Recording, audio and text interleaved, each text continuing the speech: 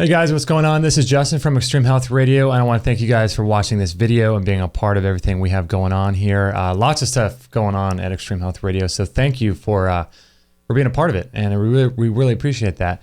And I want to let you know that this particular show is going to be brought to you by our store. And if you guys have not been over to our store, I highly suggest you check it out.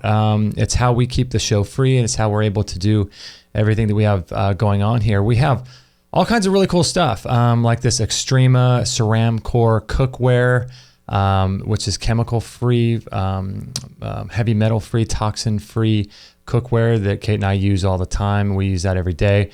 Activation magnesium products, Barf World dog food that's raw, organic, raw hair care products, the Biomat, facial skincare products from Anne-Marie Gianni and Living Libations, less EMF, so you can check out the or test the EMF radiation that's going on in your house, water filters, blenders, all kinds of really cool stuff that I enjoy, as well as Excalibur dehydrators, the Berkey water filter, which is our favorite, the Austin air purifier, we got the Bellicon rebounders, Vitamix blenders, saunas, all kinds of cool stuff in our store. Squatty Potty, One More Way protein powder. So check out our store if you guys would be so inclined, and if you would consider doing that in order to keep our shows free. And also, I want to let you guys know that our show is also brought to you by Amazon. Now, if you, this is a great way to support us if you don't really want to buy anything from our store or don't want to pledge on Patreon. But you do make purchases on Amazon. It's really cool. You can just go to our website, and there'll be a link on the right-hand side of our website, and you can click on that link every time you make a purchase over at Amazon. So whenever you go and make a purchase on Amazon, if you can think about us and go back to our website and click that link first, that would be amazing, and we'll get credit for your purchase. We can't see what you buy, but we'll get a little small commission for your purchase, and that would be incredibly helpful. Or if you click on that link and you're web savvy, you can click on the Amazon link there, and then you can bookmark the Amazon link if you have Chrome or any other browser. And then if you use that bookmark in your browser every time you make a purchase on Amazon, we will get credit for that. So either way you want to do it would be incredibly helpful, and we're just so just appreciative of all you guys helping us out and helping us do what we're doing here. And it just means a lot to us to be able to serve you guys and put out great content, do more interviews like this. So we're just so grateful and so thankful for all of you. And thank you for sharing our shows on Facebook and being a part of our community. We really appreciate that. So we hope you enjoyed this show. Please consider either going to our store the next time you want to make any purchases of health-related products, blenders, or anything like that. And also, if you can go over to our website and bookmark our Amazon link, and just remember to use your bookmark every time you make a purchase there, that would be incredibly helpful, and it takes no extra work on your part, and nothing changes for you. The prices are all the same. It's just that we get a little commission for your order. So in any event, I hope you guys enjoyed this video and this show that we did, Kate and I together. So appreciate it so much. Thank you for sharing the shows, and we'll catch you guys on the next episode. All right, we are live and on the air. Thank you, everybody, for joining us. I wish I would have had Dr. Bergman right there. When you were playing the music, I was doing this with my neck, and I just felt the most intense, like, did you really? Crumple weirdness. I think I need a little adjustment this week. Dr. DeWitt on your neck. Dr. DeWitt needs to go crazy on my neck. Do you ever have a crunchy neck? I do all the time. Like you just always move it, and it's always like doing something weird. Mm-hmm. Yeah. All the time. Chiropractic has sure helped, though. I'll tell you that. Hey, did you see this new review that we got? No. I don't think I showed you this, did I? On YouTube? On our website, actually on iTunes. This is pretty cool. As she says, best health show ever. Linda from Sweden says, that's pretty cool. Best health show ever. I have followed Justin and Kate from the very beginning, and I cannot praise them enough for the work that they are doing! ! I love their interesting discussions and intriguing guests, and they always seem on point with the topics they bring up. I love that they are not afraid of discussing controversial topics, aka the San Bernardino shooting, which was on today's docket. That's right, Sandy Hook. They are not afraid to talk about or discussing controversial topics, and that they are very open-minded like myself. I only wish there were more shows I get super excited every time that they have uploaded something new. That's Keep up cool. the good work, guys. You are my heroes. Lots of love, Linda from Sweden. Oh gosh, that's awesome. Pretty cool, huh? I hadn't read that one. Yeah, it's brand new from iTunes. Just came in a couple days ago. Well, I'm glad she likes controversial because it seems that's where we're going these days. I More know. and more. On our Facebook site, I posted the Sandy Hook thing, the Sandy Hook video. Yeah. And what else did I post? The 9/11 thing, 9/11 video, Documentary. Okay. Something else too. People seem to like that. Yeah. Well, in the Anthony Williams show, I mean, that got a lot of controversial attention, if you want to call it that. That's true. Yeah. Interesting. Yeah. Huh. Yeah. So interesting, huh? Yeah. Thanks, Linda. Shout out to Linda in Sweden. Yeah. That's cool. Yeah, it's super cool. And if you guys want to leave us a review in iTunes, we'd appreciate that. The more reviews we get, the more people will find our show, and the more that helps us, the more it helps you guys and all that. So it's cool. Makes the world go round. It does. Yeah. We love good reviews. We like any reviews, but the good ones make you feel good, don't they? I know, right? Totally. Glad people like the show. And you know what? I should say thank you to our latest people that have donated too. Donation from Heidi on PayPal, and donation from Elizabeth Moyers, Silly Bird, our favorite friend, Silly Bird. Dennis, actually Dennis just bought a sauna. Dennis. That's right. Yep. Good. Thank Hans you, Dennis. Peter Eriks Hendrickson. Nice. And let's see, Lori Hammer. She always donates a little bit per month. Yeah. And we got a new Patreon yesterday. that's right. Yeah. Who was that? Brian. Why am I blanking on the?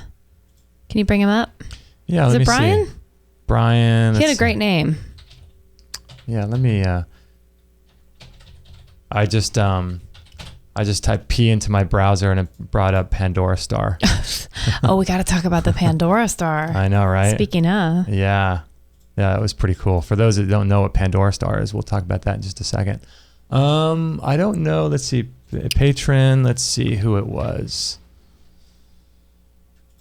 View all current patrons. Michael. Let's see. Start date. I want to thank all of you guys for helping us out here.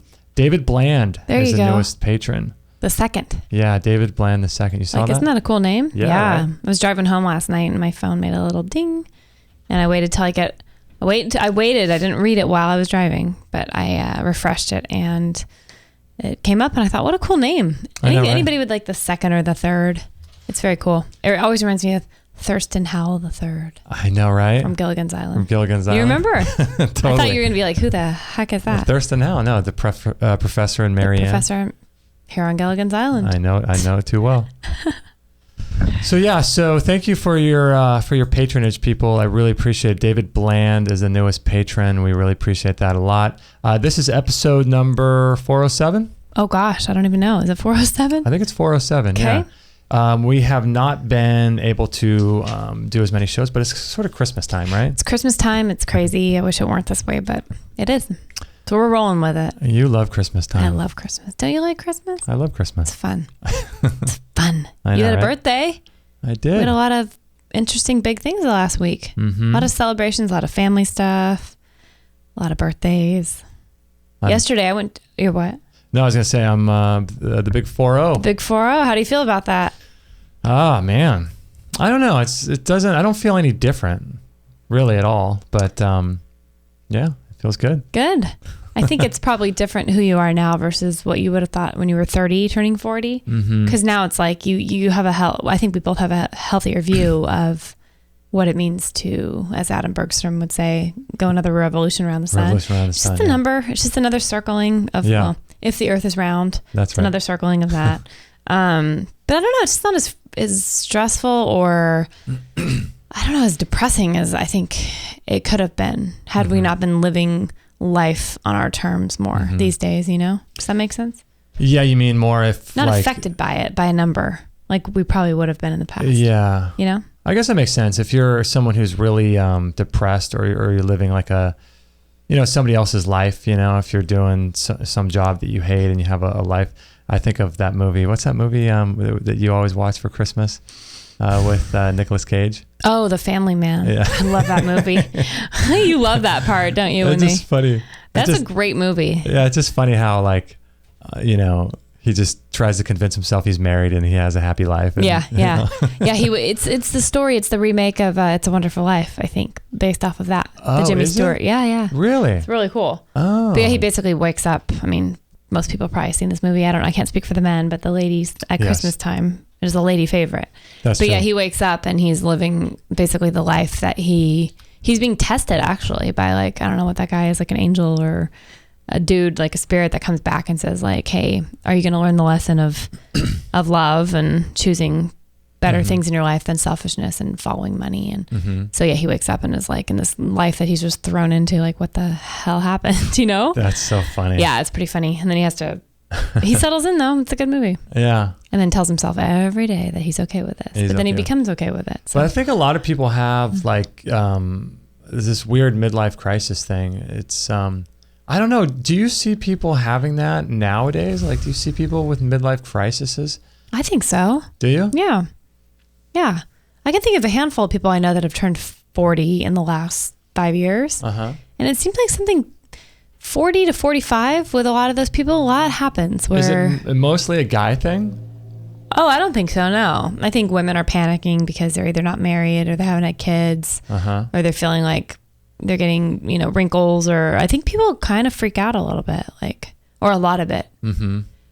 But nobody seems to freak out in a healthy way. Like, we were watching this video before we started this show about this girl. What is her name? Liz. Let me bring it up. Yeah, we should put a link to it. It's cool. Really good. This woman, her name's Liz Clark, left sailing around the world and has been solo sailing for the last 10 years and still going. And she's 34, right? She's 34, so that means she left when she was 24. She left out of Santa Barbara and has just been going and going and going. And it's the kind of thing where you watch this video, I guess Patagonia ended up picking her up and supporting her, but what do you call that? Sponsoring her. Yeah. And she's been doing that. But this video that Patagonia put out about her, it's really interesting because, I mean, she's basically saying like, if you love something so much, just give it a go. It doesn't mean like you're going to succeed at it. It doesn't mean like, she doesn't say this, but she's alluding to the fact that like, why not just try it? We have one time around, but she was 24 and already felt that way, that there was something bigger and something more waiting for her. So to actually, those people that get up and actually do these life altering events and almost refusing to go the typical midlife crisis route. And it's like people that are younger, God bless them even more, because they're hitting it up at a way sooner time than people who hit 40 or 50 and just kind of freak out. And then most people don't make changes though. Like, I think of a handful of clients of mine doing hair that every year would just be like, oh, this is the year and nobody ever did anything. Nobody changed. Nobody. Really? No, they're the same jobs, 10 years later, they're living the same depressed lives and they're getting older. And I mean, that would be very, that would affect me. What types of things would they say to you?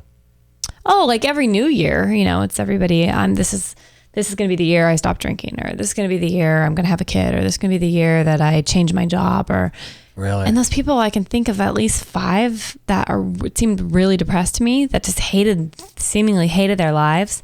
And so they were always the ones that told you, like, it was always the depressed people that always come up with like the New Year's resolution thing. No, I think a lot of people came up with New Year's resolutions, but it was the people that I thought, and unfortunately I hated to think it, but I'm like, they're never going to change. They say these things and I'm like, I'll believe it when I see it, but they never do any, and they're still in the same place, Really? Yeah. Yeah, I remember sitting on a beach with my friend long time ago. This had to have been back, let's see, because I took my trip around the world in 2001, I think, 2000? One. Yeah, 2001. It was right after 9/11. The fake planes flew into the building in 9/11. Controversial. No, it was right after. It was like November 2001. And I remember before that, I met you before that. But then I remember talking a couple years before I left on that trip with my friend on the beach, and we're plotting and scheming a plan to go around the world. And he had been to Tonga, had never been traveling again, desperately wanted to go. And 2 years later, I went and he didn't. And it's just funny, like people don't, I don't know what it is about something. Why is it that we need to live lives where we have to have a midlife crisis? Isn't that weird? It's the same idea. Or a vacation. Or retirement. Yeah. Yeah. Why? That doesn't seem like Like you never find a dog or a wild animal that that has a midlife crisis. Totally. You know? Yeah. A dog doesn't hit 8 and they're like, well, I got to do something different. Yeah, I got to go like spike my hair now. Right. I got to buy a Ferrari and spike my hair. Yeah. Get a new hairstyle. Get a new grooming. Yeah. Weird. Yeah, that's true. I didn't think about that, but I think it's so important for people to, I don't know. I just think it's so important for people to do something they're passionate about doing. I feel so strongly about that, or set up a life that they can live in a way that they are living life on their own terms. Mm-hmm. You know? Yeah. I mean, so many people don't do that, and it's hard to do. It's really well, and like it doesn't have to be this woman doing something as insanely amazing as her. I mean, she went for it and she's still going, but I just thought, that was her calling, and she knew there was something more for her.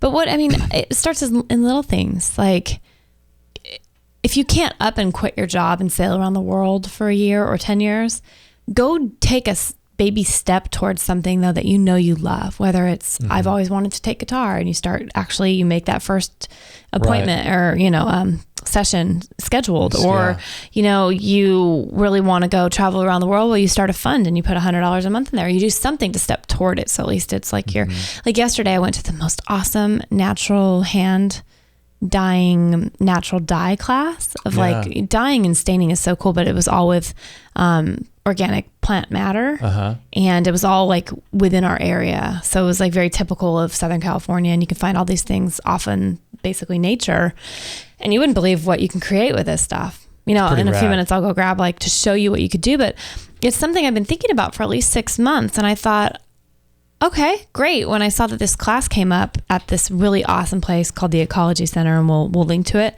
If you guys are ever in Southern California, it's really worth checking out. They're doing some amazing work there. But it was the kind of thing where I thought, if I don't just take this class, I just don't know where to start. I wouldn't start this myself.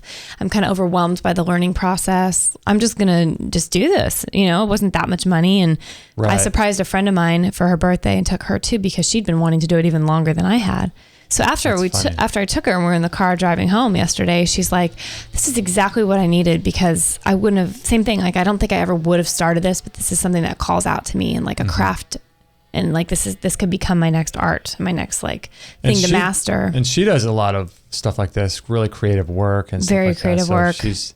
She's doing stuff that she wants to do. Yeah. I mean, were you going to say about following your dreams and something like that with the girl that owns it? Because you became friends with the owner of that place. Oh yeah, I spoke with her a lot yesterday, and I'm willing. Not willing. I really want to. I desire to get to know her more. Maybe get her on our podcast or something like that one day.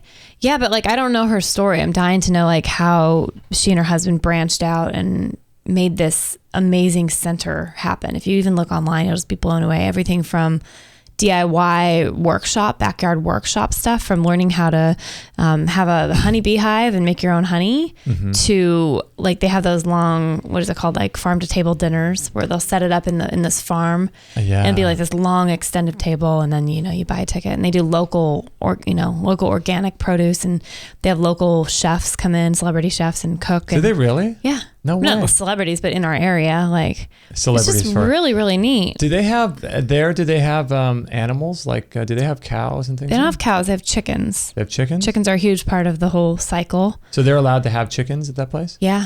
Really? I know. Well, they have a lot of land.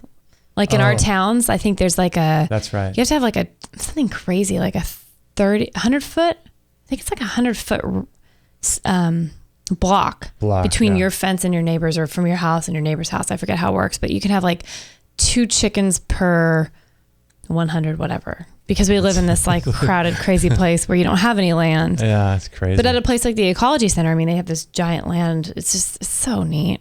That's they so have cool. Yeah, they have chickens going on. They have huge giant collection of rainwater going on. Oh my gosh. They talk about gray water and, just like basically returning everything to the cycle of life. And that's pretty cool. They have a ton of raised garden beds that isn't even part of the farm, because there's a farm attached to this thing where they actually like have a farm stand and sell a bunch of local organic produce on a daily basis. Do they own the entire land, all of that, like their store? You know how they have that store to the left of where they are? Do they own that as well? Well, I don't know if they technically own any of it, because it's like, Oh, it's like city property or whatever. Okay. So I think they own the business and I don't know what kind of land. I have no idea how it works, but for those that are interested in this place, it's called the Ecology Center, and I just put an image when Kate was talking a second ago. So cool. Of our Instagram account where she took a couple photos, and she tags them, so you can find the link on. We ran into our friend David Wolf there. That's right. A couple weeks ago. David Wolf. Yeah, they had a really neat makers market. And that was cool. It's just really neat. But yeah, they really put value on the cycle of everything returning to the ground and coming from there. Oh, what I was going to say is they have these giant raised garden beds, and it's not part of the regular farm, but it's for their own like cultivation around their own little ecology center. And it's really neat because I was on a tour yesterday with another friend, and the guy was telling us like, well, they were just exposed. And I said, well, how do you keep the animals from coming in and eating your stuff? Yeah, that's what I was thinking. Yeah, how do you keep the rabbits? And he goes, you know what, here, you're sitting in nature and you're watching what happens. Like he said the other day, he was sitting on the property and he saw a falcon and he watched it. And he said this falcon was just eyeing little insects and rabbits and rats and mice and stuff. And he would like swoop down and try to get the food that he needed because that's what he eats, And he goes, it's like when you put yourself back in nature, he worded it so beautifully, but it's like we all work harmoniously together. Like the little rabbits aren't desperate to come eat the lettuce because they have all this other stuff around. They're living in this they're living in nature. Yeah. I mean, everything was wild and like drought resistant succulents, natives, and he goes, no, we're just all symbiotic. It's not like the person who tries to do a backyard farm have to protect your garden. Have to protect it. You have to put all this netting over it. You have to put a bunch of shock things, that will come and shock an animal if it gets close. And it's like, that is true. That's how real farms work. You're not really having to ward off a ton of, but then he did also put a lot of importance on when you're planting, I forget the name of it, but co-plant with something that might repel certain kinds of animals. So there's this symbiotic, in nature. Yeah. It reminded me of that plant documentary we watched, The Secret Life of Plants, I think. Oh, yeah, The Secret Life of Plants, yeah. And certain plants would protect each other.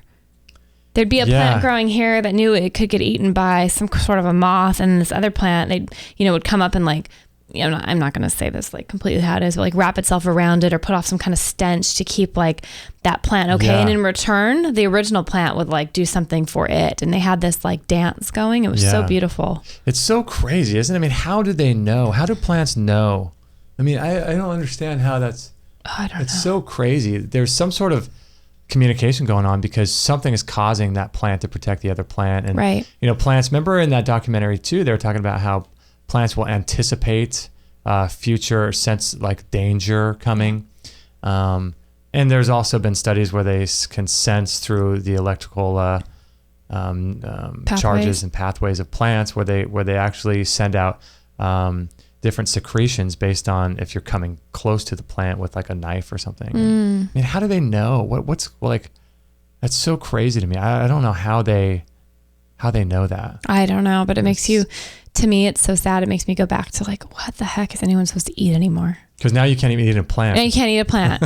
I remember that movie Notting Hill, with Julia Roberts. Yeah. And how Hugh Grant goes through this series of dating women after her and nobody matches up to her or whatever. Yeah. But they have dinner and they invite a potential date over for him and she's a fruitarian. And they make her look like a total freak because it's funny, Oh, yeah. But he's like, what exactly is a fruitarian? And she's like, it is, basically plant matter that has dropped from the trees. It's all, yeah. It's they chose their, that's fine if you eat something once it chooses its own path. But I'm like, gosh, if that were true, what are you supposed to eat anymore? You feel bad killing animals and you feel bad killing plants. I mean, but it's just the cycle. On top of that, it's if you think about that, okay, so let's say a pear dropped down from the tree onto the ground. What would normally happen would be something. A little bunny would come and eat it or something. So you're essentially stealing from the bunny now. Right. So you're harming wildlife and then I know, and interrupting the cycle. Yeah, it's how at some point you got to just jump into the food chain and. I know. And too bad we can't just live off of brownies. Why can't we just use a bunch of coconut matter and make these amazing things and wouldn't be affected by sugar and just make some brownies? How fun does that sound about traveling around the world like that? Doesn't that sound fun? You would do it again, wouldn't you? I think so. Yeah. Would you? I'd do it with you. Yeah. Would you want to? Yeah. That'd be fun. If money were no issue, I mean, it's not fun to travel and be stressed. Mm-hmm. But I don't know. I mean, if you're doing something like that Liz Clark girl, it's like you don't need all that stuff. You just invest in the boat. And if you did it a different kind of a way and you just like, even the people who travel and work along the way, you know how there's all those programs where you could go work on a farm and be part of that life. And then somebody needs you to hire you out for this and you can stay in return for your services. Yeah. Like that sounds cool. That would actually be really meaningful and really cool. And you could really soak into different cultures and see how things are done. And I mean, that's kind of like what David Wolf does.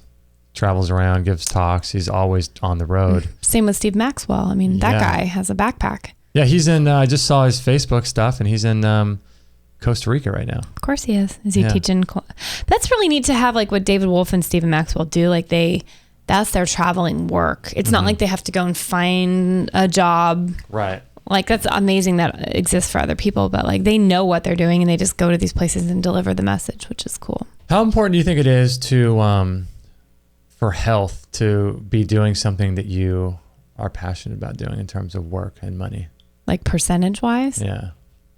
How much do you think? 90. You think it's 90? In my opinion. I mean, look at George Burns. Like that guy, he, smoked cigars and ate garbage. There's a quote he said, he said some quote or some funny line like, had I known I was going to live this long, I would have taken better care of myself. Oh, yeah.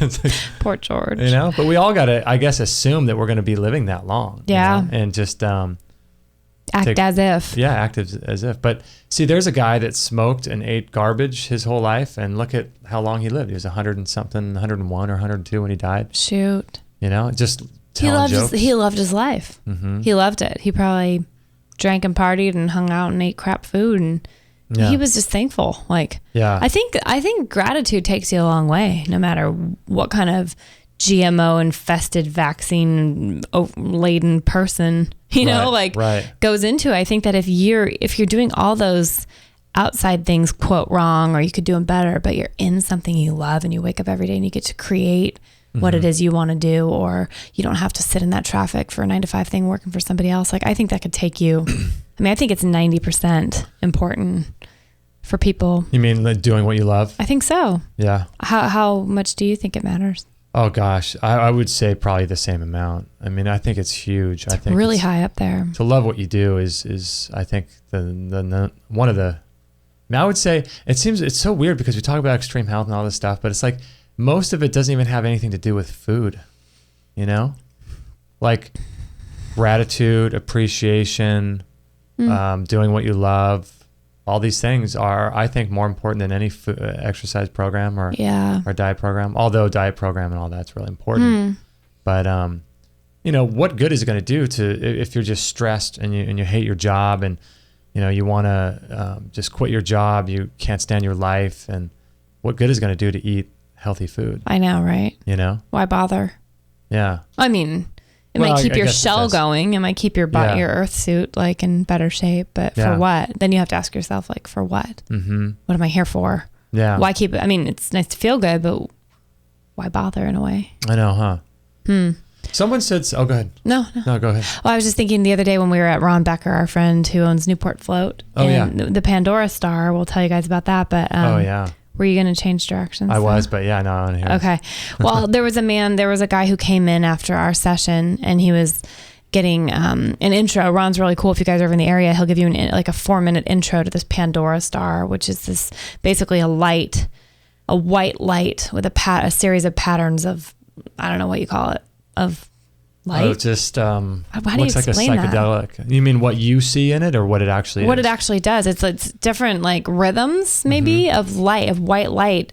Then you have your eyes closed and you lay under this thing, and it basically is your pineal gland and your brain turn it into these crazy colors and experiences. And like, I mean, you've seen wormholes where I'll let you explain what you've seen. Ron says that people have seen like historical figures. I mean, it's almost like you are getting closer to touching God in a way. It's just this out of mind weird experience. Even the little bit that I've had, I'm like, okay, I could see how like the feeling of God is there. It's such a sacred, strange thing. But anyway, this guy came in and he tried it, and then he came out and sat with us in the waiting room after we had floated and we were talking.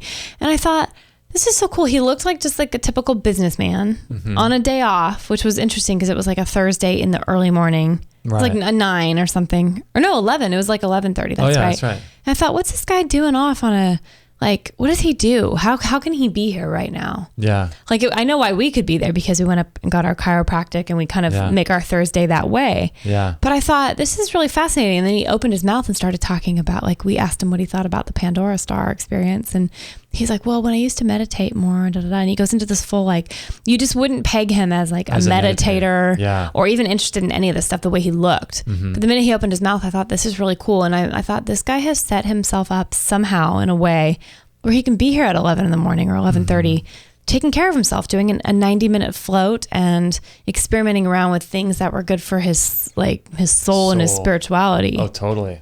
It's weird. Yeah, right. But that made me really happy because the more and more you see that, the more you're like, okay, it's shifting. I mean, I know there's people who do this, but who are these people? Who are the faces of these people? And it's really cool to see who they are. And yeah, I mean, we see people in our own lives that have I think it's so important to look at your life and set it up like a, with a game plan, set it up like it's like a strategy, because there's so many people, like we know people who have kids and they, have, a life where they got to go, to work, and they got to go and do all these things, and they're running around and crazy, and they never have time to see each other and all this stuff. And I just think, man, it's so important to like figure out what your core values are and set up a life around that.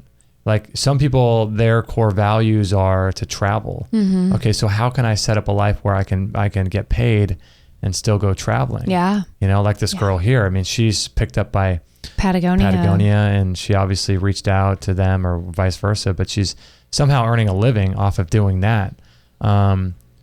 It's so important because otherwise it affects every other area of your life. If you're running around stressed and crazy and, if you've got tons of debt and all this stuff, you're working hard to pay all that off and you're trying to make ends meet and you have no time to do the things that you love. You don't have any either time to do the things you love, like take care of yourself and do saunas or do,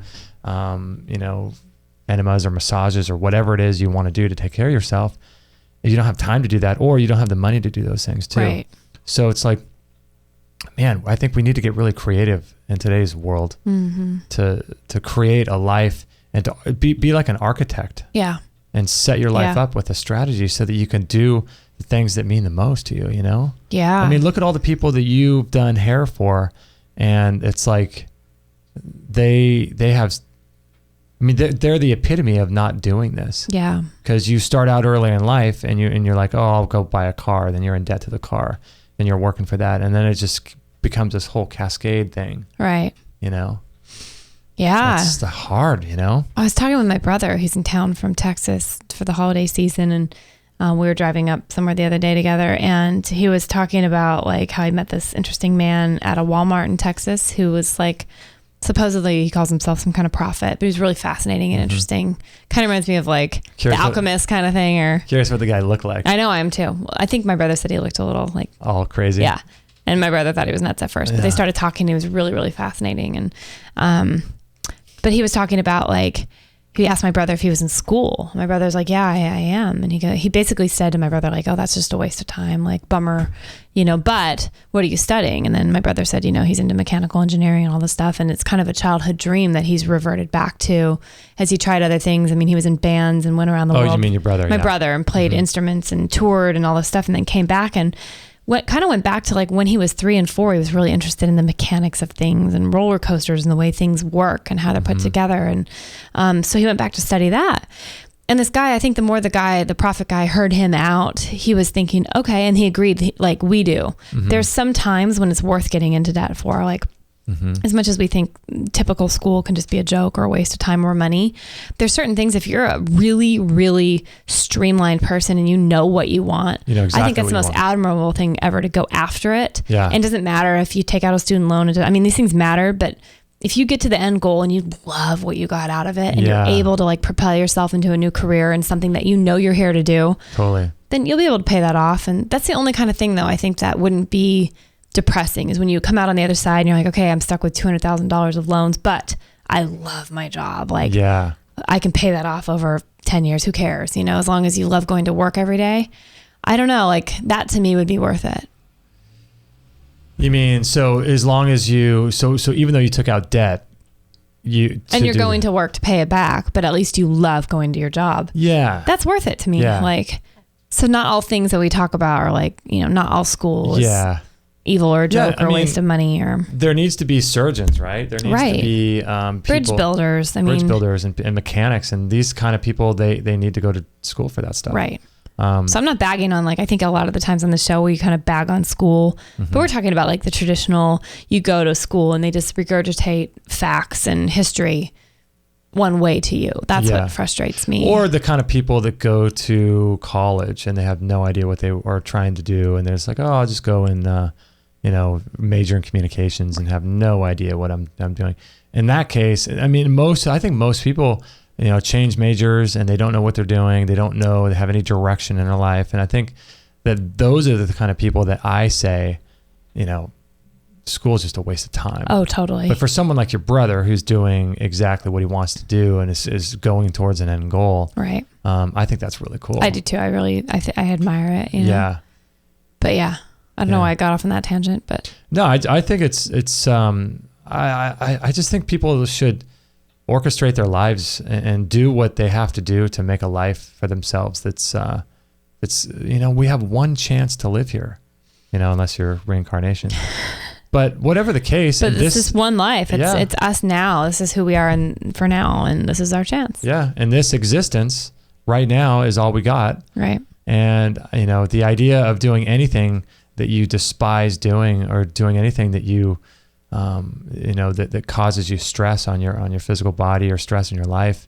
What's his name? You ever hear that bit by Alan Watts? Yeah. Remember where he's talking about, what sense does it make to hate what you're doing so much so that you get in debt and earn money to keep on doing what you hate doing, right? Like it living makes no a life sense. that you keep hating, like why? It's a rabbit trail or it's a spinning wheel that like perpetuates the next thing, and the idea is to get out of that whole thing. Yeah, it's a matrix. It's hard to find the way out. Like that's why I feel like I don't want to frustrate people to take a giant leap. I mean, some people can. Like I took a giant leap in January and quit the salon after 16 years, and I was like, well, here I go. Right. Not everyone will do that or can do that, but it's like I love people that take baby steps. Like I'm a baby, and that was a big leap for me, but usually I'm a baby step taker where go to a class, sign up for this, like get the book on going to Turkey. I mean, whatever it is that gets you in that next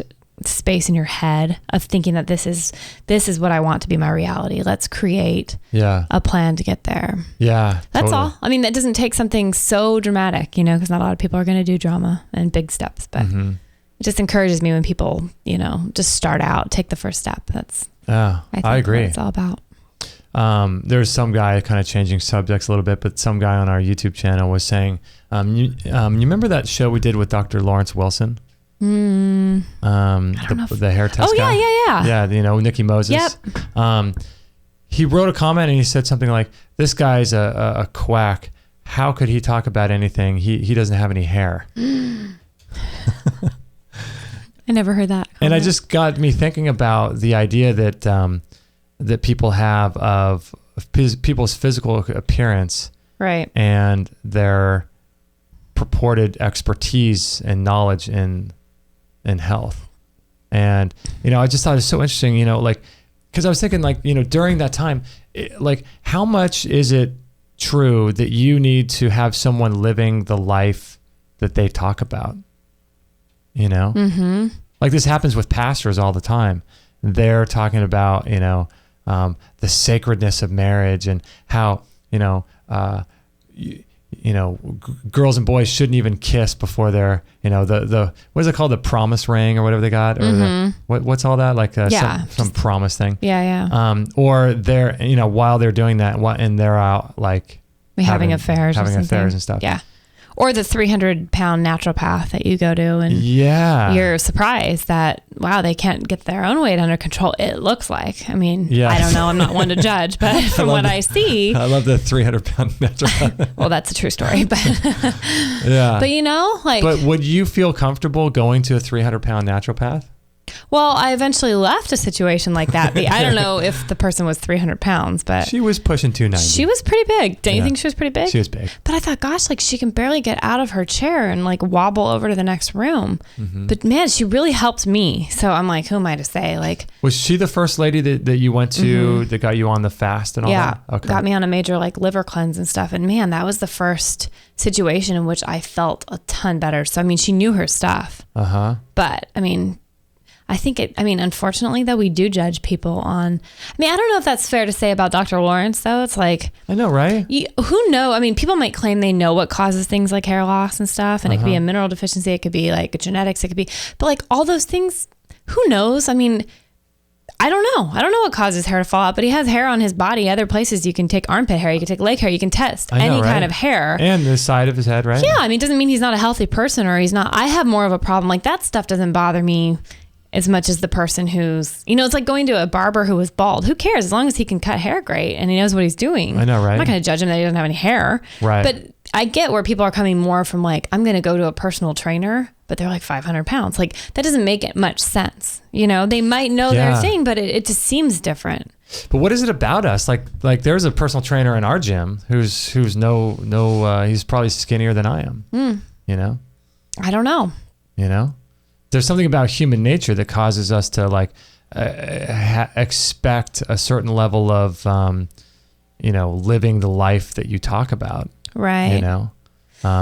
Yeah. But then it's hard. You could live the life that you're talking about in the health world and you could get cancer. I mean, or you could die from cancer, or you could, it goes both ways. Yeah. You would think that your body wouldn't be in a space where you would get that, but who knows what switched on, if there is such a thing as switching on a gene, or it was your time, or you had so much anger inside it literally rotted you out. Who's not to say? So it's just hard to make those judgments about people. Like, I know. I think there comes a line, there comes a point where you really have to ask yourself, is what this guy's saying, is it true? And am I going to follow him regardless of him being overweight or not having hair or whatever the case is, or like a 300-pound naturopath. Be a great name for a documentary. My 300-pound naturopath. But I don't know. Like for me, I can let a lot of that go. Can you? Some? Depends on what it is. Unfortunately, I'm just that human who does that, I don't know. Yeah. Like if someone told me I could get perfect skin and they were like the skin crusader of like, but yet they had like a face of acne, I don't know if I'd be okay with that. But what if what they said to you made total sense and they have all these testimonials to prove it? I would try it. Yeah. And then I'd be like, why can't they get it under control? But yeah, I would love to know. I'd love to actually hear their reason, maybe why they said my face wasn't 100% clear after everybody else has cleared up and mine didn't. I just wonder like what that's about. I don't know. Yeah. I don't know. You're right. It doesn't mean you can't help people or you can't be that. It just seems a little odd. I know. I don't know. I wish I wasn't like that, but I think just being human, you're kind of stuck there, huh?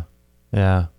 Yeah. Well, you're doing some writing on you're starting a couple of projects here that people are the fingers, yeah, and the conniving, what is that, the twirling of the goatee. Yeah, you are, huh? Yeah. Are you? Come the new year, at some point after the new year, I will be launching my own website finally. That's pretty cool. Yeah, it's been a couple of years literally in the making of just trying different things, not being that excited about them, losing motivation, changing directions, kind of restructuring things. And now I feel like it's going to be the right fit because I didn't want to pigeonhole myself into just talking about health or just talking about my heavy metal journey or those blogs and things that people do are great. Like if you just want to follow someone's cancer journey and how they overcame it but I just thought like, gosh, I'm interested in so many things. Like, yeah. I have so many passions, everything from like yesterday was a blast, like natural dyeing garments to how to live organically and how to make really great gluten-free recipes to, hey, I did a coffee enema. Or, hey, I got really excited about this pair of jeans. Like, I just didn't want to, I wanted it to be more of a full lifestyle, like an integrative, like life. That's what life is. We're not all just one thing, Yeah. So I'm excited to launch that and it'll just be my musings and views on stuff as well as like things that motivate me and inspire me. And you're gonna be writing on there. I'm gonna. And I will be connecting it with a podcast, which is people that's going to be cool. Really excite me that I can't wait to speak with. Are you going to have people come in studio, or are you going to have people? I think both. Yeah. Studio would be great, but I mean, if I could get some dream people and they couldn't come into the studio, then. How about Alanis Morissette? I want her on so bad. She'd be so great. I heard she just started her own podcast. That's awesome. Yeah. So anyway, it's really inspiring to follow other people doing, stuff that you're in. Like, we're podcasters, but I actually don't follow that many podcasts. But when I find somebody I get really excited about, I'm amped on it. So who are some of the people you'd like to have on? Like, I'm not going to tell you. No. We're going to wait till I get them. Oh, okay. All right. I'm not going to expose my secret list. No, but that'll be really fun. And then I am doing some writing. I think it surprised our massage therapist the other night. What do you mean? I took you to get a massage for your birthday. Oh, yeah. And she came out to talk to me after she was done giving you a massage and you were getting dressed and stuff. And she sat down and she's like just asking me what was up. And and she came over and I had a bunch of books and a journal out. And she goes, "Oh, what are you doing?" And I said, "Oh, this, that, and the other." And somehow it came up. I said, "Yeah, I'm writing a book." And she was like, her eye, she's like, "You're what?" I go, "Yeah, I'm writing a book." And it's funny for me because I've been working on and off of it for like a year. Yeah. So it's just so natural to me, but I don't really share that with a lot of people. But my goal is to get that done and out there for people to read by next summer, like early summer. Nice. So when is that? Coming up in 6 months kind of thing? Really? Kind of got to give myself I love writing and I've become more of a writer than I ever thought I probably would. Yeah. But it's been really fun. But I feel like writing is my stronger communication skill. It's not speaking like this. I lose my train of thought. I'm random. I'm not very well polished, but like something happens when you sit down, and if you're a writer, which I guess I am, and you sit down and something just flows through you, it's actually a really neat experience. You're a good writer. Oh. You're a really good writer. Oh, thanks. People don't know this, but man. Oh, thank you. You're a good writer. Thank you. Yeah, it's true. I think you're a great writer. I don't know about that. I really do. So what kinds of things are you, like, what are your other interests besides, health and stuff? I like having my hand, I like trying everything. Like sailing? Like sailing. Hi, Maggie. Like dog training. I'm just kidding. Yeah. No, I mean, I like random stuff. I've really found newfound love of sewing, hand stitching, creating things, making recipes up. Like I came up with this pretty kick-ass, if I can say. You can say whatever the hell you want. Vegan pumpkin pie the other day. That was good. I just that's the thing is carving out that's the most frustrating part of life, to find chunks of time to be able to do these things. Yeah. Because I'll get really into something and then I'll have to go do something else. Like I took a part-time job right now to pay the bills, and it's like, wow, there I am doing that now, like 15 hours a week instead of working on what I would really love to be, but it's just how it is right now. But I don't know. I'd rather be home crafting something when I'm not working on my website or whether I'm not doing a show. So you like writing, and crafting has been something that you've been doing a lot of, making, doing sewing. Yeah. And I like decorating. I love to decorate things and make things look beautiful aesthetically. I would like to do a ton of things. I mean, I had that goal of playing the banjo, and unfortunately I didn't make time for it. So I sold the banjo, and I've still wanted to take guitar lessons again. I haven't taken them for 15 years, and yet I talk about it every year. So it's just, I'm not following through with I'm doing some things. I've done a ton of classes. I'll take a class on anything, like everything from motorcycle riding to salsa dancing. I've done a lot of things. You've done interior design. I went back to school and took a course on that. And I don't know, it's just, they're all great to try, but I don't know. I feel like I still feel like what I'm finding to be my pure passions still ahead of me. I feel like I'm just still dabbling. So the things that you do now, like the crafting and because you like to spend time in the kitchen and making food and stuff. You think those are a smaller part of who you are, or? No, I wouldn't say smaller. I just don't think that they're like the thing. It's not like I found the thing that I could eat, breathe, and sleep yet. I think your book is kind of encompassing all that. Yeah. How about you? What? What's your stuff? Stuff that I'm interested in? Oh gosh, everything. Well, I mean, I know but what's the stuff that really makes you like if you could be into something or have like a dream? I mean, I know this is kind of the dream job already, but what would you not get sick of in your life? Like your true passions, like stuff that you never get tired of. I would say trying to figure things out, I think, for me. You know, why we're here, what we're doing, where we're going, what's our purpose in life, all the deeper questions of life, how we got here, and everything woven within that, I think, is really important, or, you know, for me, interesting. You know, things that you're not told in mainstream media, these types of things. That's all really spiritual stuff though. Like I'm into that too, but like even just like things that make you tick, like physical things, like what is it do you have anything you just love doing that besides producing a podcast or talking to people? Yeah, probably I like surfing. Yeah. You know, traveling. Gosh, pretty simple, you know, not much. You know, I like working out. I mean, I like the effects of going to the gym, but I don't like really working out. Yeah. You know, I love sports like tennis and jiu-jitsu. See, if I could, I'd go back and do jiu-jitsu again if my back were 100%. Yeah. That would be a lot of fun. Yeah. Yeah. It's funny, the stuff you're into is way more like heady.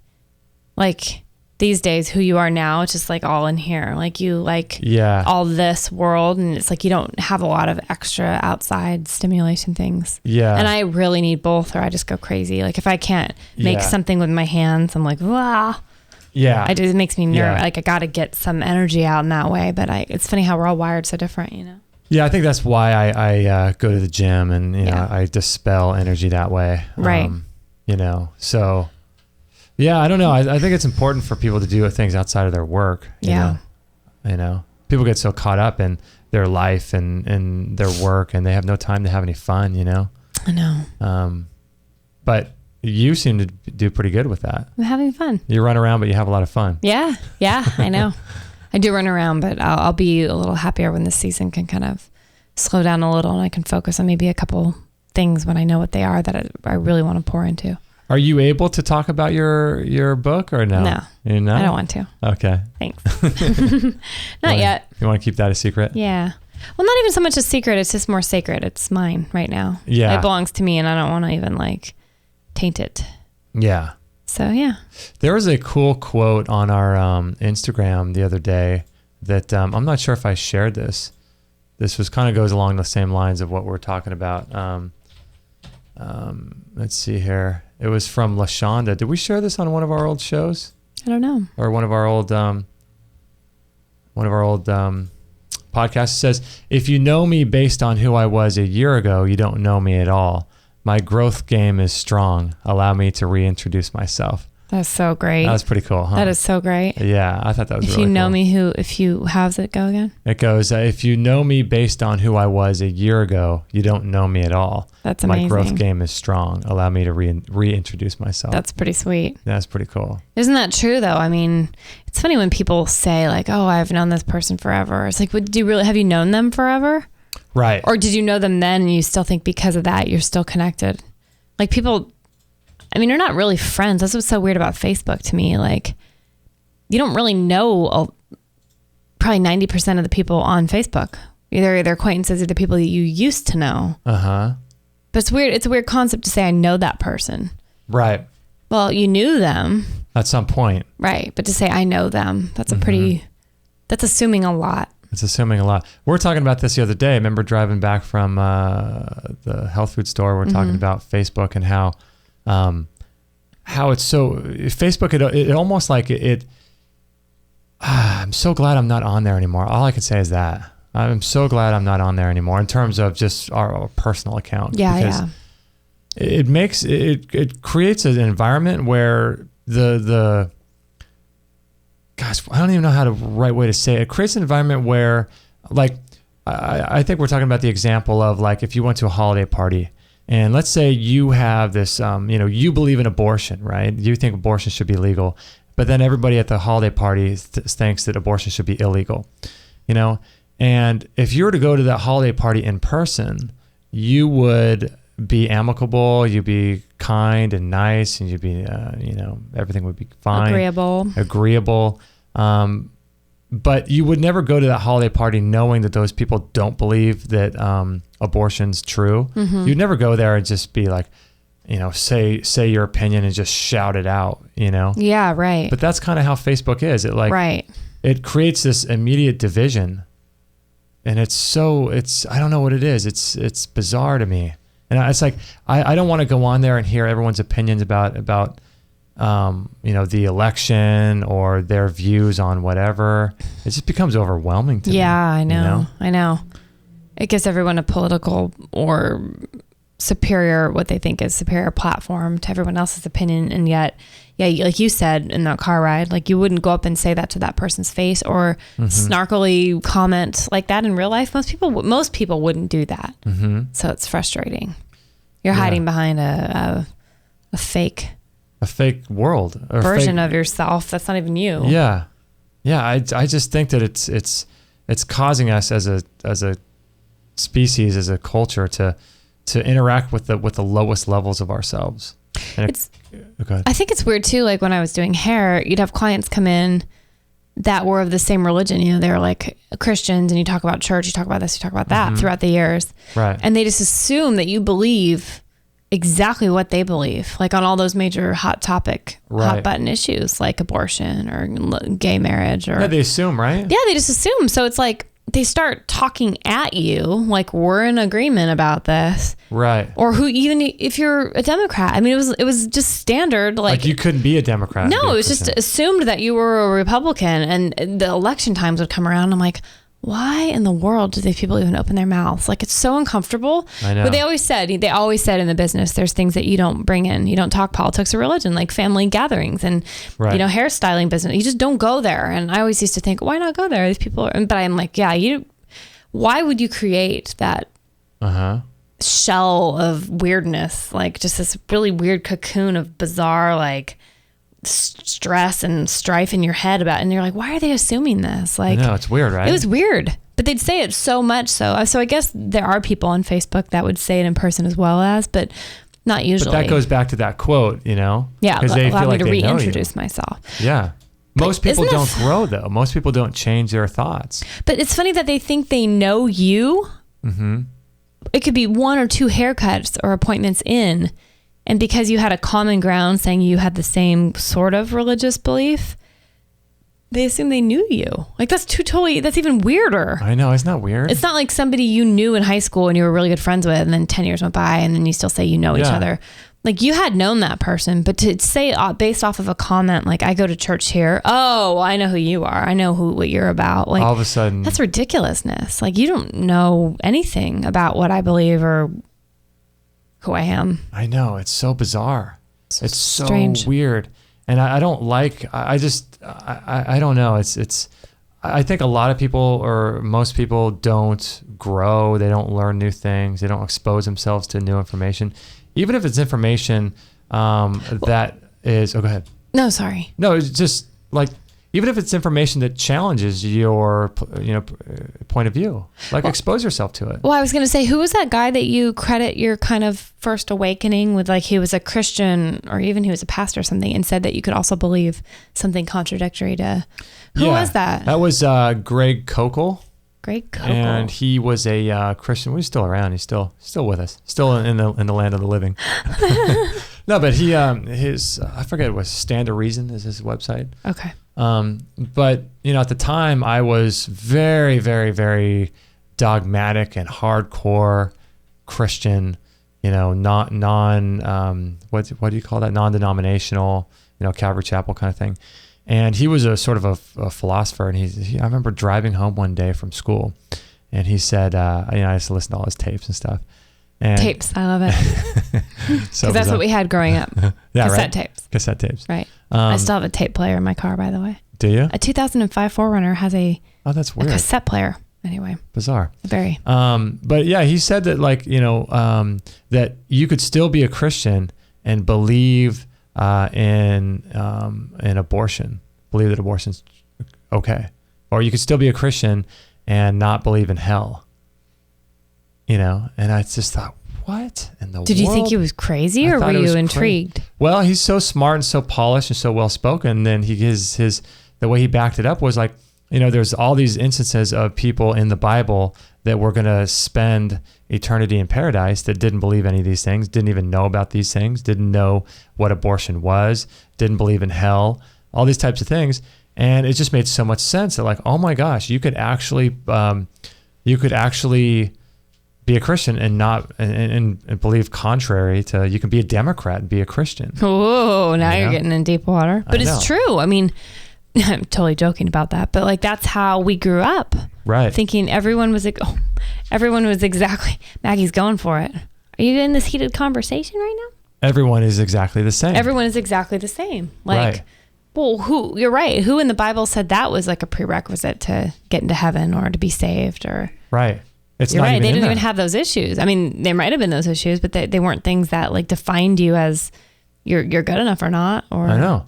I don't know. It's so weird. And for you to have people come to your salon or just people that are listening, you know, like if you've had a friend for a few years and you're someone who's a seeker and a grower and like we are, and you change a lot and your opinions change and you're constantly exposing yourself to new ideas, and you have these friends in your life that think that aren't like that. Mm-hmm. And they come and they, you know, see you once every couple of years, and so you have this like thin little slice of the pie, these couple different things that you can relate to them on. Right. But they think that means that you're relatable in all levels. Every other area. Right. Like, you know, being a Christian and being Democrat is just unbelievable. Like in our background of people, that would never be a possibility. But how come your mom's a voting Democrat and a Christian?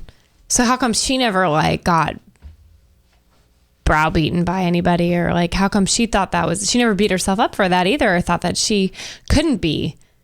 What is that? Well, I think at some point you get a pass if you're older. You know what I mean?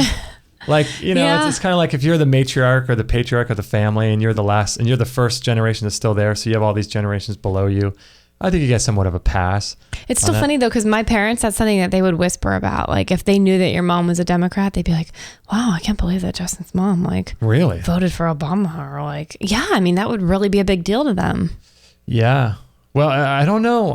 Like my dad doesn't seem to care. You know, I mean, I mean, you know how he is. He's very much dogmatic about, you know, Republican ideas. Mm-hmm. And so my mom to be Democrat, but then again, my mom's going to probably vote for Trump this year. Right. This is crazy. You know? Yeah. It's bizarre. It's really bizarre. But I think the thing is like people think that I mean, I don't know why you can't change your mind. Like even if with the Democrat, Republican, you know, taking the whole Christianity thing out of it, like why can't you change your opinions? Like why do you have to be a Democrat forever or a Right. Republican forever? Why can't you say, you know what, I was wrong on these issues, or this guy, you know, like what?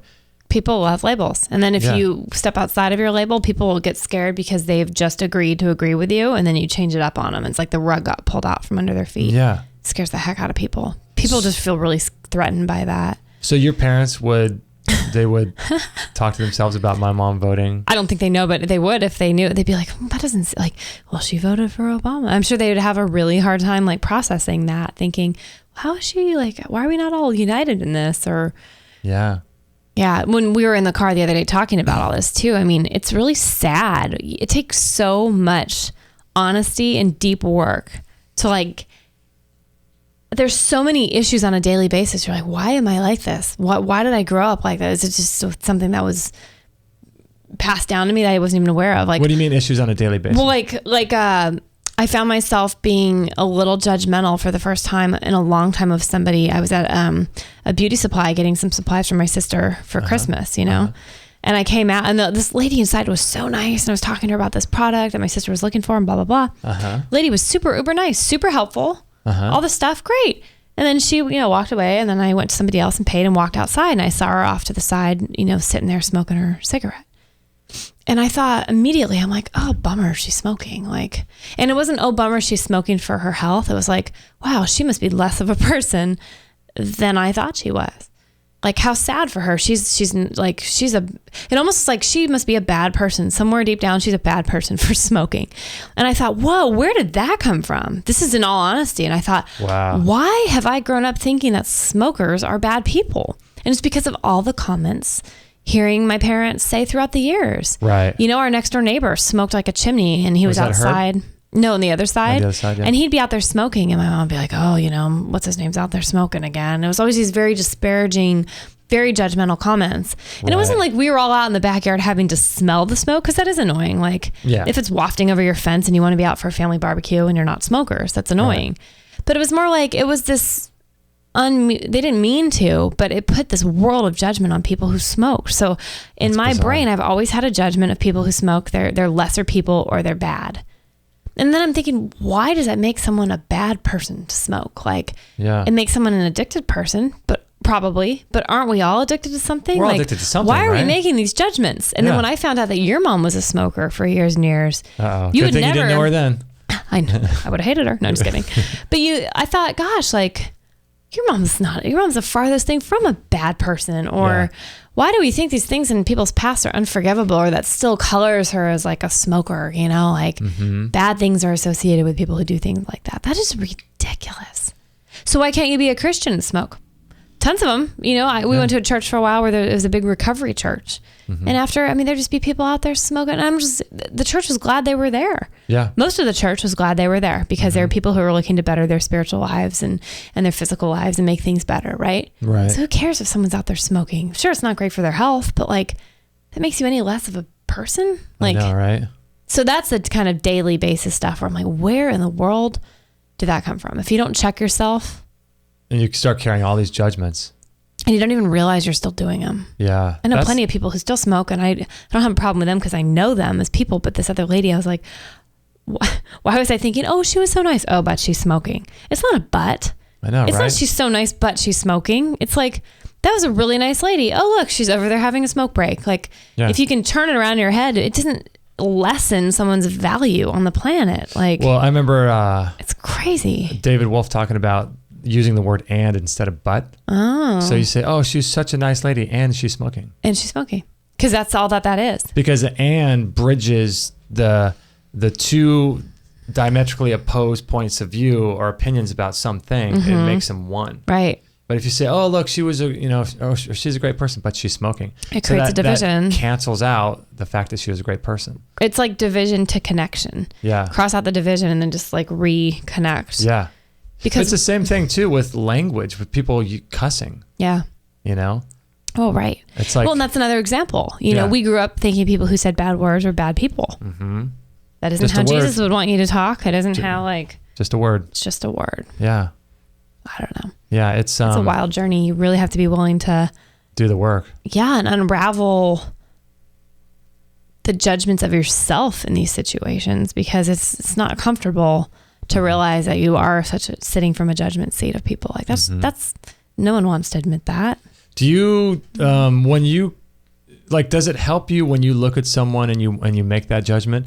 I mean, for now you seem to be aware that you're doing it, right? So like for me, I'm more aware that I do that now. Mm-hmm. So that's a help, right? Right. I mean, at least you're aware. Right. Does the idea that, the idea that like we're all one and we're all different, sort of manifestations of God or whatever. Mm-hmm. And you see someone who you just really like, you don't like their personality, or you don't like something about them rubs you the wrong way. I can think of one. Just kidding. Yeah. Unfortunately. Does it help you to think that you're them and they're you? Does that philosophy help you? Yeah. And I think it's real. I think that as much as no one wants to admit it, that's why we get so irritated when people like that rub up against us and they have these things. It's because we all see it, little bits of that of ourselves and these other people. Seems to be true, doesn't it? In my own opinion, yes. Like in what I've experienced, and this one person that I still, if I have to think of someone who's very hard for me to this day, it's because I see that potential to become that or have those pieces in me. Like, or maybe, okay, I acted like this victim one time, or I could see why this person's doing that because I've also done that, or this is exactly how I would react if I were in her position, or sometimes maybe it's not necessary. It could be that, but it could also be you're jealous of how they get to act. Yeah, you know what I mean. Like, and no apologies. Yeah, they're acting in a way that you wish you could act, but you can, right? But you want to act like them, but you don't, and so when they act like that, it rubs you the wrong way. And so there could be some of that too. That's a really good point. Yeah. Yeah. I don't know. I remember you just said the victim. I was we're talking in the car ride on the way home about Carl Jung and how he was talking about just a normal Friday night conversation. See, we have the best conversations. Oh my gosh, our weekends are funny. It's like, what'd you do? Oh, we drove to the health food store and talked about Carl Jung. No, but it was interesting though, because he talked about people live in one of three different modalities or worlds, really. Worlds, yeah. Roles, that's the right word. And one is the victim. So you have the person out there that's the victim of everything woe is me, everything happens to me. And then you have the helper. The person's always running around trying to help people, always feels like they're butting in where no one has asked for their help, and they're trying to save people or enable people. So you have the victim, you have the helper, and then you have the perpetrator. And the people that seem to have the highest levels of health in terms of their immune system and immune system strength are the perpetrators. Darn them. Damn them. Because they just don't give a rat's ass about what they don't care. They just don't care. They're unapologetic about themselves, who they are and how they live. This is who I am, and this is what I believe, and this is what I'm gonna do. And you can join me on the journey, or I don't care if I ever see you again. Yep. That seems to be the person I'm dealing with, and I'm the helper. You're the helper in that situation. So it's like, wow. Well, this person I'm thinking of actually is a cross between the victim and the perpetrator. The victim and the perpetrator. Total victim. Okay. In all areas of life, woe is me. This horrible thing has happened. I'm a single mom. I have blah, blah, blah. But then it's also a perpetrator. Like, I don't give a rat's ass about what you have to say about that. Like, this has happened to me, sad for me, but I could care less about anybody else and what they have to say. It's weird. And then you have, in this situation, it's funny because then you have me, like the helper, going, oh, I don't want to get hurt. I don't want to, I'm trying to see your point of view. I'm trying to be kind, but caring what other people think, kind of. But I still care, even though somebody's so gnarly in how they deal with you, and it's like, you still care? And you don't want to be uncaring. It's just a weird balance. So we were talking though, and you said Carl Jung's whole thing is to try to get outside all three of those roles. And become is it the silent observer or just the observer? Yeah, elevate yourself and sort of in a three-dimensional way as being the silent observer of those three different patterns or roles. And that way you don't, because he was saying most people will die in one of those three roles. And most people never get to the point where they're the silent observer. So they get to actually look and not identify with none of those roles. So they realize that they are not the victim, they're not the helper, and they're not the perpetrator. Do you know, it was really funny when the first time we talked about this was like a month ago, and you walked in the room and we were talking about something, and you brought up Carl Jung, and you said, did you know that supposedly all people die in one of three positions? And immediately I'm like, standing up, laying down. I'm like, what's the third? And then you get into this more like, and I'm like, when you said position, that cracked me up. I thought, I probably have to say what role. are the three ways people die in? Like hanging upside down, lying on the ground. Eaten by a shark. Yeah, it's interesting though, isn't it? It was funny. It is interesting. Because we all do play the victim role, victim mentality, woe is me. Well, we're all everything. I mean, we're all. I think you just have more dominance in one area, obviously, in the form that your personality seems to take as you grow. What are you mostly? Was a victim, perpetrator? Definitely not a perpetrator. Victim, perpetrator, or helper? Probably victim, because I'm not much of a helper. I think. But probably victim. Yeah. Yeah, it's easy to be a victim. It's easy. Most people are probably the majority of people are victims, right? Yeah. When you think? I would say I guess victim dominant, like you just said, right. Like I guess we are all three depending on the situation. Right. But probably victim dominant would be, to use your word. Yeah. Because it's so easy to be a victim. Yeah, it is. It's so easy. I know. You justify away anything. Justify away anything you want, and comparing yourself to others. That's another reason why I don't like Facebook. You're looking at someone else. If you're a woman and you want to have kids and you can't have kids, and all of a sudden all of your friends are having kids, you're jealous. If you're a guy, all your friends have houses and these great lives and great jobs and make all this money. Right. It's really easy. Yeah, it's really easy to play the victim role. Yeah. Yeah. And it's interesting that in terms of immune system health, and overall health, the perpetrator is the healthiest. Yeah, because they don't let things stick to them like Velcro, like most other people. Yeah. You have like a bubble around you that's repelling things, bouncing things off easier. I think there's a lot of power in that perpetrator role, though, and saying, this is who I am, this is where I'm going. I don't care what anyone thinks. Yeah. I'm just going to do what I want to do. I don't care people's judgments. And see, that's so funny to me because if you want to go really down the rabbit hole or the trail, like that's exactly opposite of a Christian attitude. So it's like, how can you believe in Jungian philosophy and also be a Christian? Because the Christianity is like, sacrifice yourself, give of yourself, give to God, care what God thinks, care what, like be kind to your neighbor, don't do, and it's like, it's so opposite. No wonder Christians, but that's another label. Like, why can't you believe the teachings of Carl Jung and also be a Christian? Like, because people are so intent on the label Christian and the name Christian when there were no Christians during the time of Christianity. Christ. Yeah. Right. There was no followers of Christ. They didn't get called that till later on. Right. But isn't it funny though? You think like, okay, living like a perpetrator role, that's so anti-Christian. It's like to treat people like crap and not care what anybody thinks. Right. But then the Bible also, seems to allude throughout it that you're serving an audience of one. You should only care about one person. That's what God thinks of you. Right. It's just funny how, I don't know. I mean, it's just all in interpretation and how you want to take things because, I don't think the Bible wants people just rolling over and being victims and being squashed by other strong people, but also once you're sticking up for yourself and like, I don't know. You look at someone like Paul, the apostle, he went around inciting riots and, didn't care what people thought in a sense. Yeah. Rebel people, I don't know.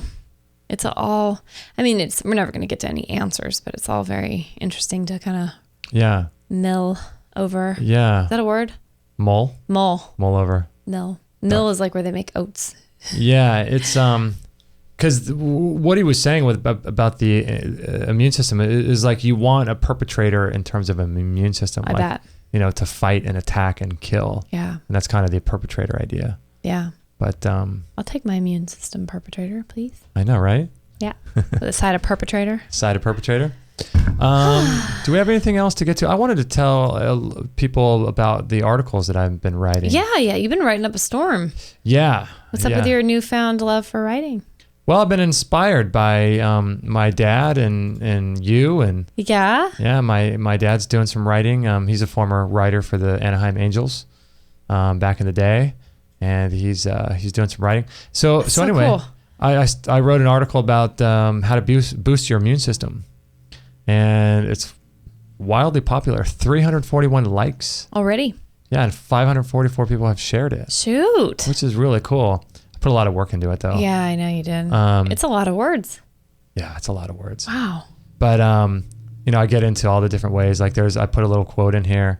The flu season is not a season. It's an inability to adapt to decreased sun exposure and water intake combined with increased sugar intake and stress. I've seen that before. Have you seen that? Where have I seen that? Probably on Facebook. Yeah. Yeah. Interesting. Yeah. Isn't that true though?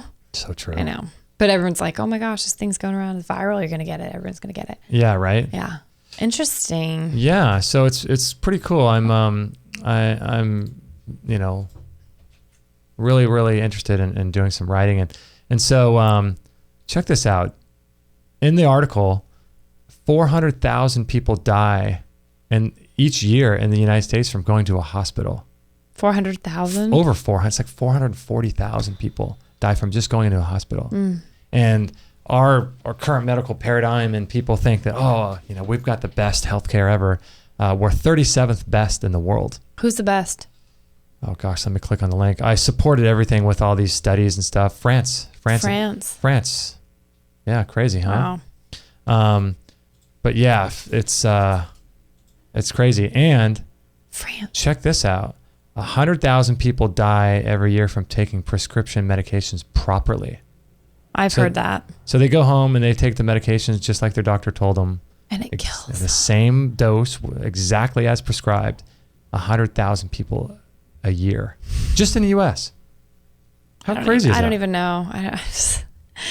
Who are these people? Do you know anyone that's died of prescription drugs? I don't. I don't either. No? Mm-mm. Yeah, I know people that have had adverse reactions to things pretty badly and ended up in the hospital because of a drug that they took properly. But I don't know anybody that wasn't abusing them that didn't have any problems. But I mean, that's a lot. That's a large number. That's 290 people a day. Shoot. Every 24 hours, almost 300 people die from that, which is bizarre, right? Wow. And in 2012, 8.2 million people died of cancer. Worldwide? Worldwide. 8.2 million. And 14.1 million cases were diagnosed. 14.1 million people came down with cancer in 2012, were diagnosed. 8 million people died. Oh my gosh. And cancer isn't even the number one on the list. It's heart disease. Heart disease. Yeah. Good night. There's a lot of people in the world. Guess how many people died from taking herbs? 2. 0. Not even None. 1. None. Are they talking like wild foraged herbs or like herbs powdered down and like sold as an herb? Yeah, like herbal products and stuff. And then oh my gosh. amino acids, vitamins, and minerals, 0 people died. Supplements. From Can people die of supplements? It's possible. I mean, there was that, people, do you remember that lady that died a couple of years ago from drinking water? I do. She drank too much water, right? Yeah, so you can die of that. But yeah, I know. you know? Death by dachshund. Death by dachshund licks. Licky till your skin goes raw. You could die of anything. Oh my gosh, that little sandpaper tongue. I know, little sandpaper. But yeah, crazy, right? But yeah, you don't want to let the herbal, you want to start I can see why they want to start cracking down on supplements and being able to get a hold of natural stuff. I mean, it doesn't kill anybody. Doesn't kill anybody. Yeah. There's no money and people not dying. I know, right? Got to keep the planet a little bit under control with population.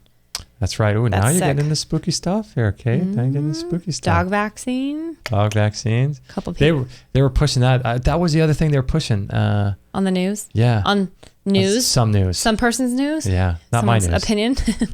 Yeah, we've changed the name of the news. Yeah, not called the news. It's some news. Some news at 5. Yeah, it's the news at 5. It's some news. The news at 5. Yeah. The 5 o'clock news. The news.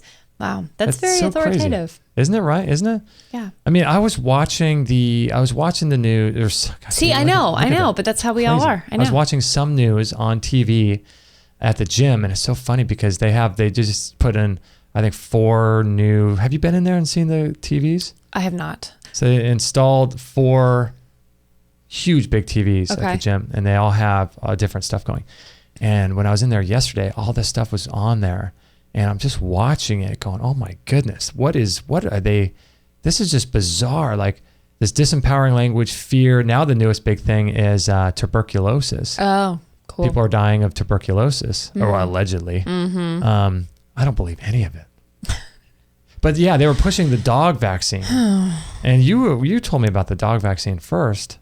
What is that? Why was I was talking to somebody and they said the dog flu is really big right now. Yeah, that's right, the dog flu. And they're having this new dog vaccine. Oh, Ron Becker. It was Ron Becker from Newport Float. He sent me a text saying, have you heard of this? Sent a picture of this dog vaccine. Oh my gosh. Becoming really popular for the flu. And I'm like, oh my gosh. So we're laughing about it back and forth with texting. And then like 4 days later, we took Maggie to go get her, for people who have dogs with anal gland problems, I'm sorry that you have to go deal with that too. It's not a very lovely experience, but she got her anals wrenched on. She got her anals wrenched on. Mm-hmm. Expressed, by the way. Expressed. I got corrected strongly about a year ago from the lady. I called up and said, I need to make an appointment for my dog to get her anal glands drained. Oh. And she goes, oh, you mean expressed? I'm like, yes, wow. expressed. Only in California. Dude. Expressed. It's like the one time I asked if they had a purse that, like, what did I call it? At a store where you buy purses? I went into, I was looking for a purse that, kind of goes over, it goes on the side. It's like a little bag. Yeah. And I said something like, do you have XYZ? And she goes, oh, you mean a crossbody? And I was like, a crossbody. Oh, sorry, I didn't get the language. Sorry. Yeah. And she was like disgusted with me. Anyway. So we took Maggie to the vet and we were waiting in the waiting room to get this procedure done. And 2 women were in there with their dogs, both sick. And I heard the other one say to the other, well, I mean, it just probably is just the dog flu. Like, have you heard about we should get our dog vaccinated because of the dog flu? I heard it's really gnarly this year. It was like 4 days after Ron, or even a couple days after Ron had said that. And I was like, so they're trying to get all these dogs vaccinated. Yeah. Yeah. No, they're getting everybody fearful, and they're in your dog too. That's insane. And your little dog too. Yeah. Yesterday on some news at the gym, it's so bizarre to me. I'm watching. We should start calling it their news. Yeah, we should call it their news. Yesterday on their news. Yeah, right? Yeah. I have nothing to do with that. We create our own news. Right. Yeah. Yeah. No, but it's just like, so all over their news. I know. Challenge. All over their news was this whole dog flu thing and all these dogs. And, it's just. They are loving it. Yeah, it's so bizarre. You forget how far removed you are from the matrix of this freaking world and this society and this weird culture, this disempowering culture, until you go back into it. And I'm not even watching their news with sound. I'm just watching because all the TVs are muted. And it's just and you're still getting bombarded by just fear. Oh, it's this terror thing. It's just all this. Whole other discussion, but yes. Yeah, it's the terror thing going on. It's the dog flu vaccine. It's the tuberculosis outbreak. All these people killing their parents in their sleep. Yeah. Like it's a bunch of stuff on their news on a homepage in the last couple of weeks when I've gone in to sign into my email account. It has been like, I'm not kidding, there's been like 5 to 7 different instances of apparently women having babies and then like doing crazy things with them, like smothering them in a bunch of towels, throwing them in a trash can, putting them in a microwave. I saw one. Did you see the one up in I think in LA where someone buried the kid? Oh yeah, I saw that one too. Yeah, someone buried their baby. It was like all of a sudden that was a really popular thing though for that week. I'm like, what's up with all these women doing this with babies? Like if that's even true. I know. But if it is true, I'm like, why? Like they love the drama. Like let's just pick something and make it look like it's this rampant problem. Yeah. It's probably not because women that have babies are crazy in their eyes and need to be medicated. Yeah. Yeah. Well, I mean, do they make a crazy vaccination? They probably could sell it to a bunch of women. Yeah. Turn after you give birth and you're all hormonal, we'll give you an anti-crazy vac. My gosh. Lord it's above. So crazy. Did you see our Facebook site? I posted a picture of this. Let me go on here. Of this comedian. That's pretty far down the way. It's George Carlin. Do you remember George Carlin?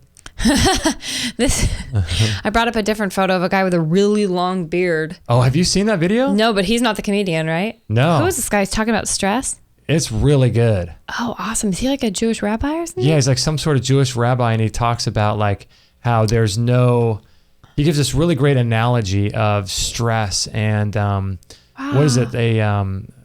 Not an octopus, but like a crab, I think. Okay. And crabs will regrow their crabs will regrow their shells.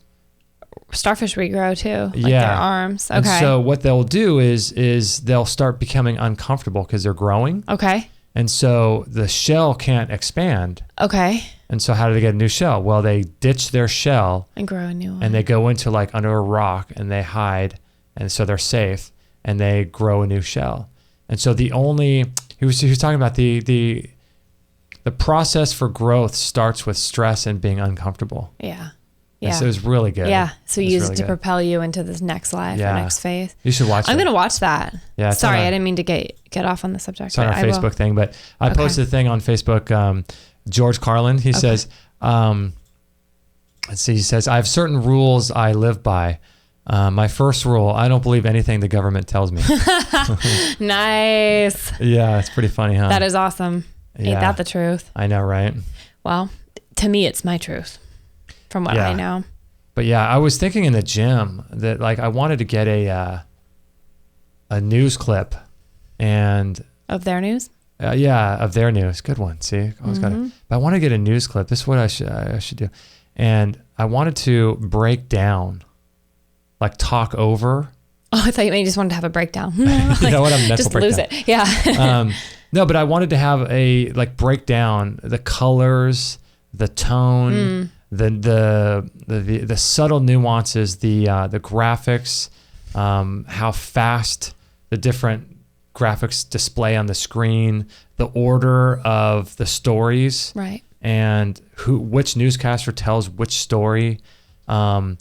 and the language they use, the lighting. And I wanted to break down, I wanted to do a video how to watch network news, something like that. Wow. I think that'd be interesting. I think you should do it. Yeah. I think you should do that. Because there's so much subtle stuff going on with the news, especially when you turn the sound off. It's like watching a movie without sound doesn't mean anything. Right. But I was watching it at the gym. Talking faces. Yeah, it's like crazy. Yeah. I can't believe people watch this stuff. I know. I think you should do that. Yeah? That'd be interesting. But how do I get news, clips? How do I get a news clip off? I guess I could... How do I do a YouTube video about that? I don't know. People do it, stuff though. all the time. Yeah. With all your extra time, that might be something else to work on. But I think I think it could help people. I do too. Yeah. Yeah. It's almost like giving you the tools to go into battle. It's like, okay, at least if you know what to expect and you're seeing how you're being manipulated.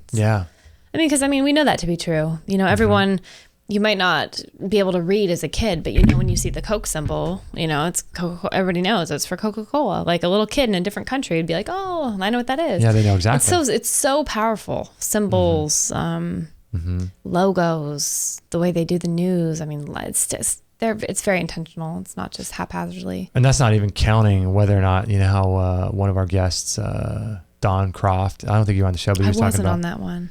Yeah, it was early on. He was talking about how they have devices and TVs now that actually record, what's going on in your bedroom and things. Oh wow! It wouldn't surprise me at all. I don't know that that's true, but that's not getting into this sort of subtle, weird, esoteric kind of strange ideas. Yeah. But who's not to say that's not true? I don't know. It could be. Yeah. Either way, I have to say, if that were true, they would be very enlightened about our conversation. We got to be on some government watch list now, right? Shh, don't say that. Who cares? Yeah, who cares, right? Right. Their news, their list. Their news, their list. Not my reality. Don't put me on a no-fly list. Yes. Nobody puts baby in a corner. Nobody puts baby in a corner. Nobody puts me on a no-fly list. All right. I think that's about it, right? Did we cover a lot of ground? Yes. I'm ready to go make a good, yummy meal. Yeah. I'm hungry. You are hungry? Mm-hmm. I'll join you. Let's do it. All right. So this was episode 407? Yes. Is that right? And we are coming back with a vengeance after the new year, by the way, so people know. We are going to have plenty more guests lined up, and it's just kind of that crazy time of year where we've just been a little behind. Yeah, and stay tuned for my writings. I'm going to be doing an article a week, probably. And I didn't talk about this. Maybe I'll put on next my plans for writing too. Oh yeah. Not on Extreme Health Radio, somewhere else. So I'm sorry, I didn't even ask you. No, it's fodder okay. for next time. It's always fodder for next time. But you are. I think you're an excellent writer, and I've enjoyed watching you even in the process of really getting into becoming a writer. It's really fun. Yeah. It's cool to watch somebody blossom and be like, I actually it becomes almost like an addiction, where it's a good thing, but you're drawn to the page. Like you have to get something out there in a way that's with crafting of words. I feel like I'm getting better at writing as I write. Do you feel like that? Yeah. You get better because you're writing a lot now, and you feel like you're getting better as you write. Yeah, it's a practice, like anything. Yeah. You should be getting better. Otherwise, why bother? If you're enjoying it, great. But if you're actually trying to what is that called? Like perfect your craft, then you should be. I think almost too. It's like, I'm not saying I'm reading a book by Dani Shapiro, who I absolutely love, called Still Writing, and she's amazing. And I've watched her a lot online. But she's not saying that you're going to become this writer and you sit down and things just flow through you. I mean, you're going to want to smash things against a wall at times, and things aren't going to be easy, and you're just going to show up and have nothing. That's to be expected. But I feel like the more you do show up, it just becomes like a way of life. It becomes something that's really comfortable and familiar to you, and I think you just become better because you know how your style, like stylistically, how you are best played. She was talking about it like I don't know if it was her or someone, she talked about in her book, like, what kind of instrument are you, like we all have a way we are played the best, and it's like if you can find that way and tap into it. So it's almost like the subject matter plays you, but you have to figure out what kind of instrument you are. Oh, that's interesting. Maybe that's a good way to put it, I guess. Because that's like finding your writing tone and your cadence and all that. Yeah. And it might be with a particular, that's the thing about writing though. It might be this way for this particular work, but then the next work or the next book is completely different. It might be a novel versus a memoir. So you kind of get into this rhythm of whatever it is that you are working on at that time, and it becomes this kind of familiar space. It's really neat. You know what I'm finding with me? Gosh, we're supposed to be ending the show, but I know. You know what I'm finding with me is that the more I write, the more I'm thinking about my next subjects to write about. Yeah. And it makes me think more deeply about those subjects. So I'm sure you're finding this too, where like, that the next part of what you're going to be writing about is on this subject. Right. And so it starts to get you to think about that in a prolonged, like for the next couple of weeks before you even get to it. So it starts making you sort of a deeper thinker too. Well, I've been hit with titles of books I'm still going to write down the pipeline. And there's like 10 other titles. You got like 10 books. Yeah. And they're sitting on this list and I go, okay, well, I'm starting to think about things, years down the road, not even like, what am I going to write in 2 weeks? Like, yeah. So when something like that, if I had a hit of a title of a book about something I want to write about, if I find myself in a situation where I'm experiencing it, I'm really careful to pay attention to like what the situation in life now is building for what I'm going to be writing 2 years from now. So it makes you think. It's so cool. Like it's really cool. As a writer, I mean, it makes you think and explore topics in your head. That's so cool. It's really neat. That's really cool. It's really cool. Yeah. So my next article that's going to be published here is going to be about the dangers of sugar. Ooh. Huh? Shoot, I was just going to go eat some dessert. Dun, dun, dun. We won't talk about that. No, but I think that's a very important article to write. Yes. And I know that it's true, and I'm still a work in progress. I'm weaning. You're weaning. Yes. You're weaning. As I pick up that coconut ice cream and shove it in my face, I'm weaning. Yeah. Hey, coconut ice cream is better than if regular. That's yes. That's right. Everybody has their process. So I just want to let everyone know, if you guys want to share this show, we'd greatly appreciate it. And this episode 407. So we'll have the show notes at extremehealthradio.com/407. Please don't forget to visit our store too. We greatly appreciate you guys. We cannot do this this show without your support. And so a lot of people are donating $1, $2 a month on Patreon, and that's super helpful. And we appreciate that a lot. A lot of people are buying their health-related products like blenders and rebounders, saunas, biomats, lasers. All that stuff can be found in our store.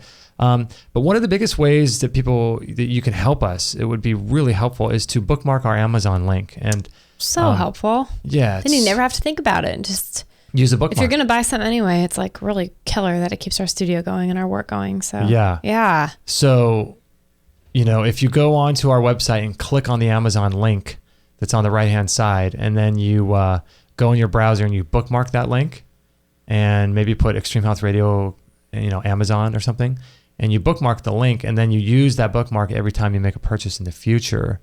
That helps to support everything we're doing. And have you ever done a little video on showing like a screenshot video of how to bookmark something? I should. I think that would really help, because like my mom would have no idea. Your parents, they wouldn't know how to do that. Like, I should do that. I think you should. If everyone doesn't know how to do that, I think that'd be very helpful. And then if it's a one-time deal and that's all they have to deal with, I could see a lot more people remembering. And then you don't have to remember. Once you do it, it's done. Yeah, because a lot of people will forget to go through our link, and when they buy something on Amazon. Excuse me, but if they use their bookmark, it helps. So when you guys do that, it really helps us a lot. So we appreciate that.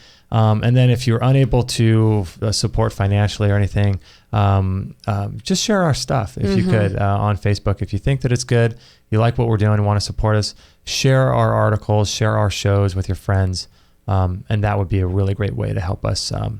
It just, it means the world. It keeps us going. Yeah. It really does. It keeps us going. And with all the plans we have and coming up in the next year, and we need all the support we can get. Yeah, we've got great, huge plans of all kinds of things that we're going to be doing in the digital world as well as in the physical world. So yeah, if you guys can support us in that way, that would be awesome. Is that about it? Yes, that's it. All right, everyone. Thanks for joining us. This was episode 407. Thank you so much. And we'll catch you guys on the next episode. Hey everybody, this is Josie, Justin's mum. Don't tell him, but I know he would absolutely be really happy if you would sign up to his free weekly newsletter. And don't forget to share this with all your friends. This is the buzzing bumblebee signing off. That's so good.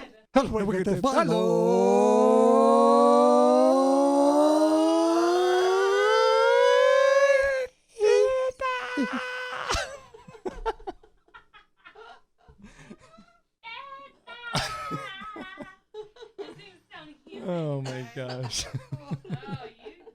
No material on this blog is intended to suggest that you should not seek professional medical care. All Always work with qualified medical professionals, even if you educate yourself in the field of live food, nutrition, and alternative medicine. I'm not a doctor, nor am I offering readers medical advice of any kind.